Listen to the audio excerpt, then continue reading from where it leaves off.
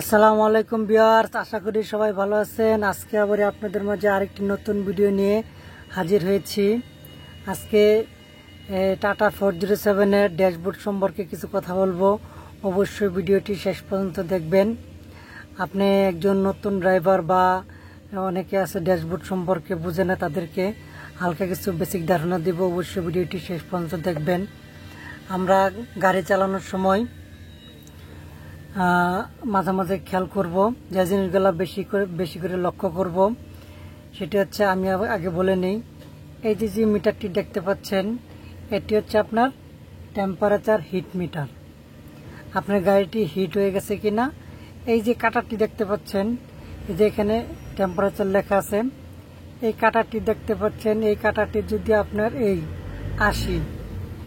80 বরাবর যদি থাকে, তাহলে আপনি বুঝে নেবেন আপনার গাড়িটি কন্ট্রোলে আছে এবং নর্মালে আছে।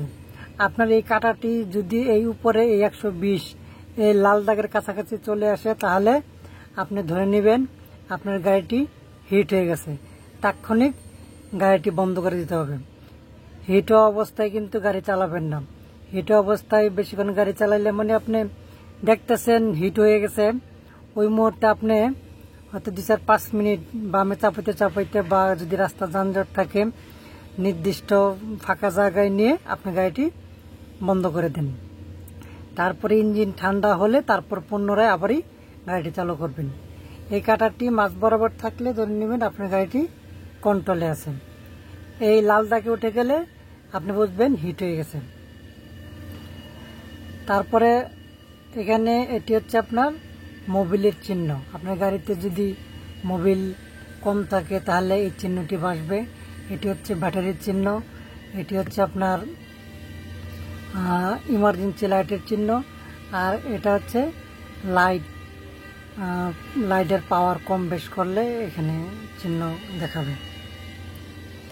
মাঝখানে যে মিটারটি দেখতে পাচ্ছেন, মিটারের এই অংশটুকু মাঝখানে, এটি হচ্ছে আপনার স্পিড মিটার। আপনার গাড়িটি যত স্পিড তুলবেন, আপনার এই কাঁটারটি তত উঠবে। যত স্পিড উঠবে তত উঠবে। স্পিড যত কমবে, কাঁটাটিও তত কমবে। তবে ওভার স্পিডে কেউ গাড়ি চালাবেন না। এই যে বাম পাশে যে আপনি মিটারটি দেখতে পাচ্ছেন, মিটারের অংশটুকু, এটি হচ্ছে ফুয়েল মিটার। আপনার ট্যাঙ্কিতে কতটুকু তেল আছে এখানে দেখা যাবে। আপনার এই কাঁটাটি যে বরাবর থাকবে, আপনি ততটুক তেল আছে।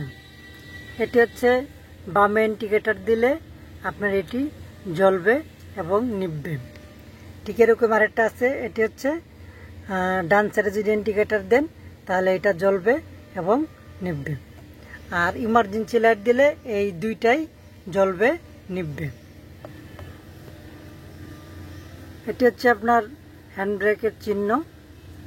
এটি হচ্ছে আপনার এটিও লাইটের চিহ্ন। আর এটা হচ্ছে ইতে ইঞ্জিন ইন্ডেক্টর সুইচের চিহ্ন এটা। আর এটা হচ্ছে P2O, এটি আপনার এটি একটা লাইটের সুইচ আর কি।